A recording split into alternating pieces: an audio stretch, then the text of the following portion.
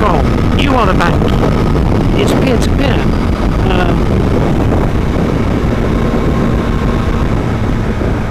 So yeah, centralized finance really is a dinosaur that needs to die out. The other thing with Bitcoin, it empowers people in the developing world. Now, most people can't just go and buy a Bitcoin or 10 Bitcoins or 100 Bitcoins. Those days are long gone. But you can buy fractions of Bitcoins called Satoshis. Poor people in poor countries, really they can do all of this on their mobile phone and they don't need to have a bank account. And as we see countries adopting payments with Bitcoin, using the Lightning Network and so on, which we see in El Salvador, that guy in El Salvador, Bukele, super clever guy really, and it seems like he's about to clear the national debt or something like that. He's got all the setup that's required really, the infrastructure that's required for Bitcoin, because he's using the volcanoes in the country to mine it. So these people that say that it's bad for the environment and all that, well, not in El Salvador, because they're using geothermal energy to mine the Bitcoin. And I heard also somewhere that all the energy produced by all the miners and the whole Bitcoin network is still inferior to the ATM network. And the ATM network is surely far less than what it was as well, because hardly anybody uses the hole in the wall anymore. So that has a so-called carbon footprint as well. Not that carbon footprint is anything that I really think is real, personally. So problem with driving a Porsche is you can't get past the cycle. Don't have that problem with a bike. Give the 911 a run for his money. So yeah, that's where I'm at with that. There's not really much happening in the market at the moment. We're not really in the proper bull run, so spend the time to just concentrate on some theory really, and read some Austrian economics books.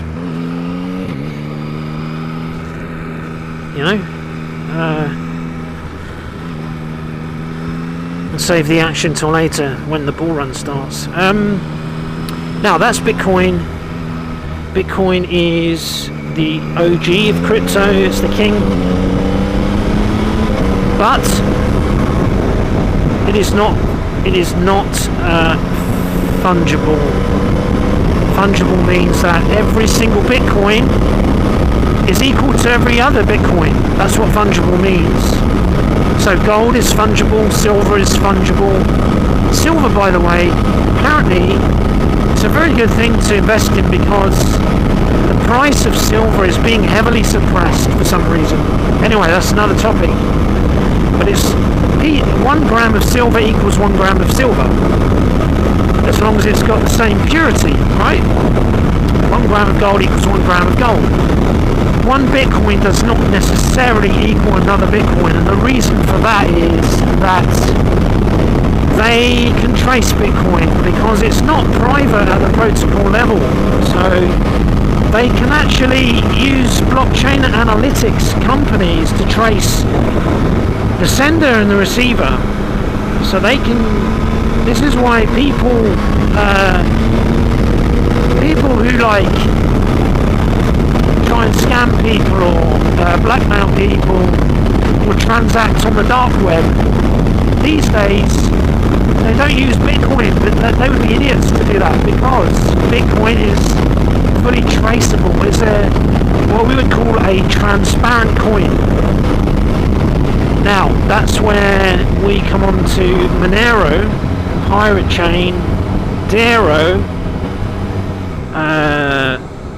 these kind of coins, where and really Monero really is is the powerful one, which has been super stable throughout the bear market. Sorry.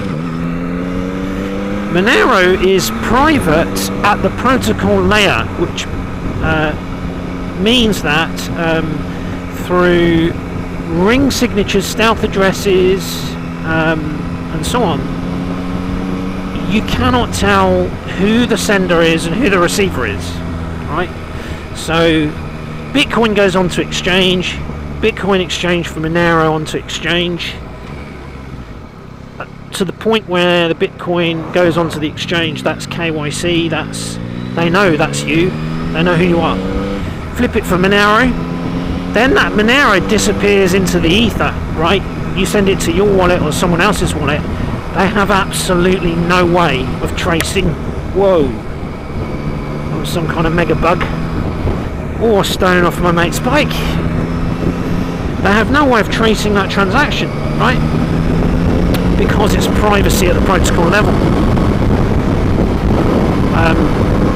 So Monero really is taking it to another level, and another level still is piratechain, which uses a different encryption protocol, privacy protocol to Monero. So while Monero uses ring signatures, piratechain uses ZK snarks, which is next level tech again, even more difficult to crack, impossible. The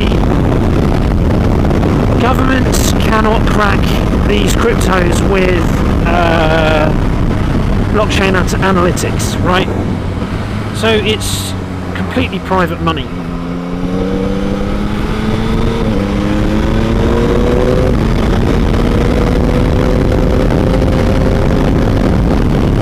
Yeah, that's pretty cool stuff.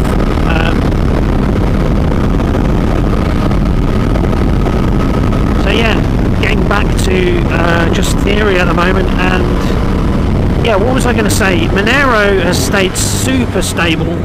If you look at the price throughout the bull market throughout 2022 and 2023, just hovering around $150 really. So it's almost been behaving like a stable coin. Pirate, on the other hand, sadly, it has tanked. It's gone down. It's like, as of today's date, which is what, the 20th of July, it's like $0.18 or something, $0.19. So yeah, I'm quite a bit in the red with Pirate, but I do have confidence that it will come up again when the bull run starts and people become more confident to spend again, and the case for privacy coins really becomes more widely known.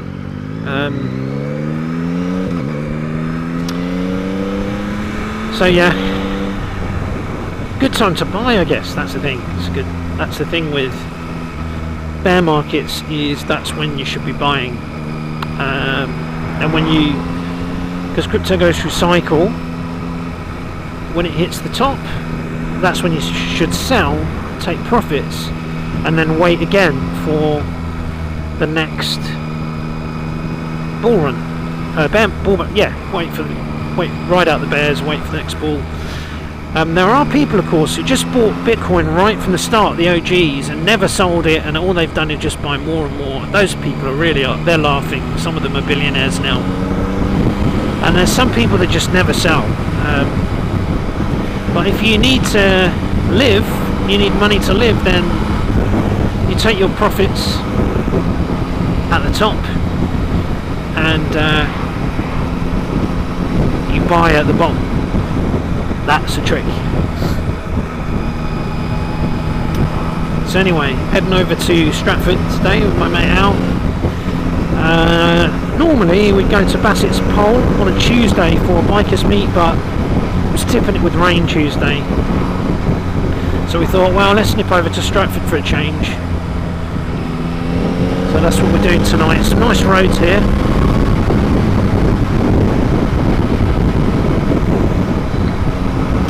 Little bit of drizzle. nothing too sinister so far. Road's still dry. And yeah, I'd be interested to see how this video pans out. I've made a mistake of getting a below par camera, sadly. So that's something I'll need to invest in, is a better camera. Maybe the 4K, I've got the Ghost Drift XL. And maybe what I need to get next is the 4K, and I can maybe use this camera to mount it on my helmet and turn it facing the other way so I could get like a rear view angle. Or keep it on my crash hat, but mount, if I get a GoPro, mount that on the handlebars. So yeah, but it's just gonna have to do for now, this one, because that's the one I got. I do now wish I'd paid £100 more and got the 4K one, I think it is, Drift. But I really didn't know what I was doing. I didn't really have a clue about the cameras. What I should have done is actually reviewed, done a camera review, which yeah, I have done since, but I'd already bought the camera. These 360 cameras seem pretty interesting as well, actually. I saw those on one of the reviews. Seems to be some issues with GoPros and that you have to buy their bespoke adapters for microphones. And I guess this camera actually has been a good one for experimenting with the wind noise issues, audio quality. When I first got the camera, I just mounted it and turned it on, and the microphone was on maximum sensitivity, and I thought, yep, off we go. Well, it's totally totally wrong, because the wind noise was horrendous, so I had to turn the microphone sensitivity down to the minimum, but it still was rubbish. So then I clocked it that you need a mic, you need your mic to be sort of shielded from the wind, and that's where I had the idea to get the mic that plugs into the camera that sits inside the helmet. Just a little, fairly cheap mic off Amazon, and that's the setup I've got now. So that's worked out good.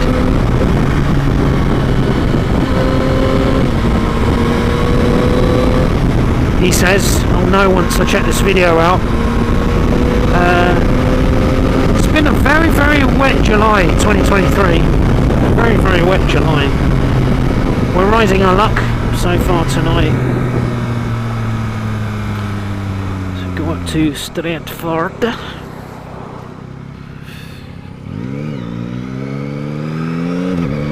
Yeah, it's a kind of overcast, but it's quite pleasant today, this evening.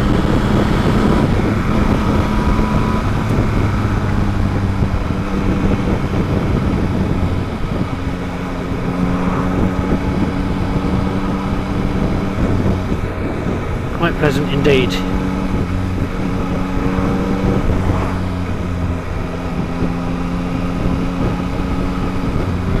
Almost tempting to take that one on there. Better safe than sorry always. Definitely got the power to do it though.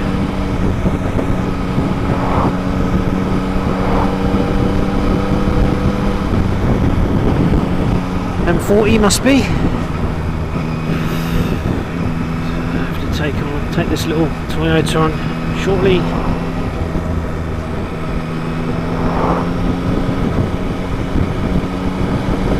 Go on now. I bottled out. Yeah, it's a little bit tight there. I could have done it for sure.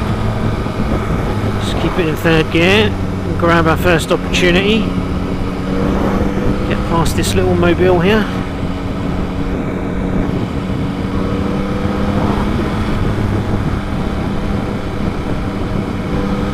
Okay, we're going right. So where's this guy going? Ah, flip. I didn't see that flipping pothole there. That was just a man cover or something. Come on, go. Ah.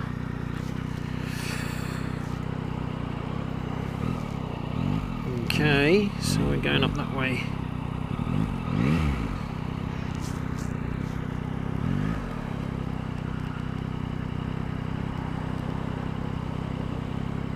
Go on, that's your opportunity. Go, go, go, go.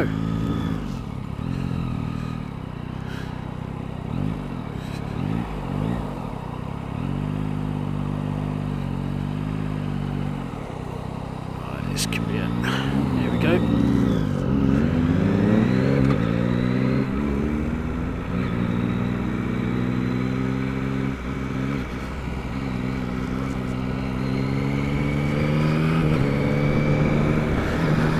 Go for it.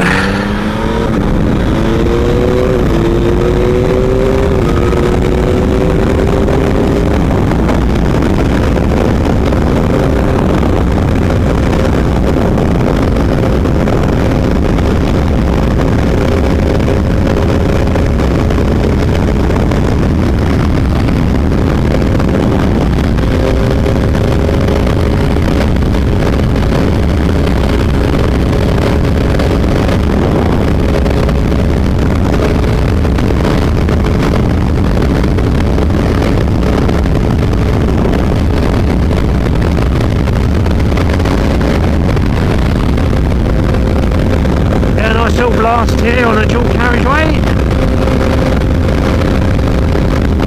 Figure out where else got to.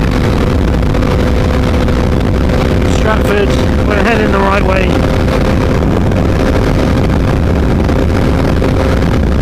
Alright, where's he gone here?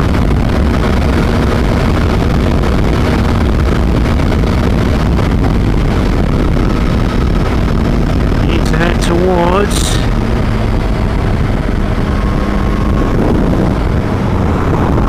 town centre, I guess. Don't quite know where he's gone here.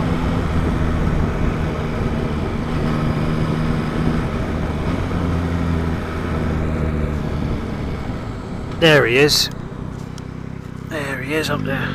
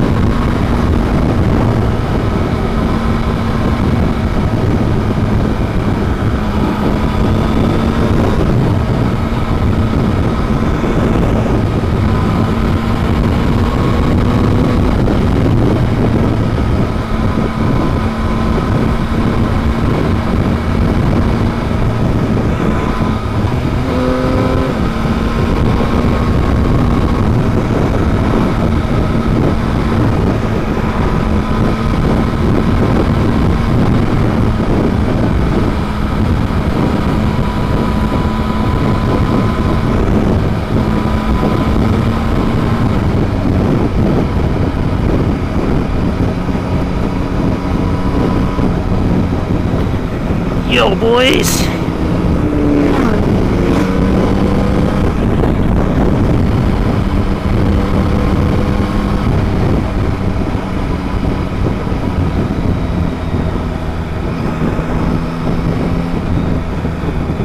So here we are, Stratford upon Avon. A little bit of a biker mecca here actually. I haven't been here on my bike for a little while, a couple of years. I haven't got around to coming down this way, so should be cool.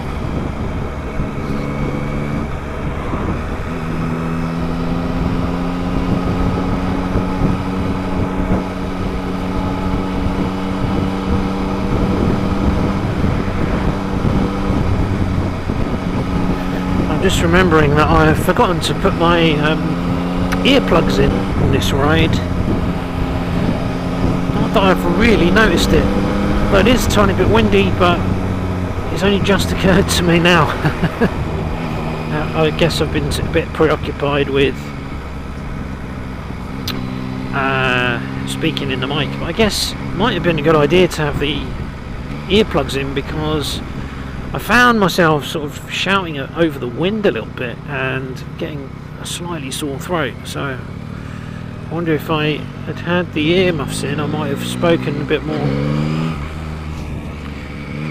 normally without getting a sore throat. So yeah, Al's got a nifty little back route here.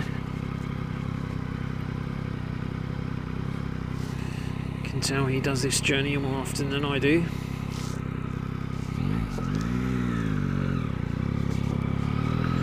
Thank you all.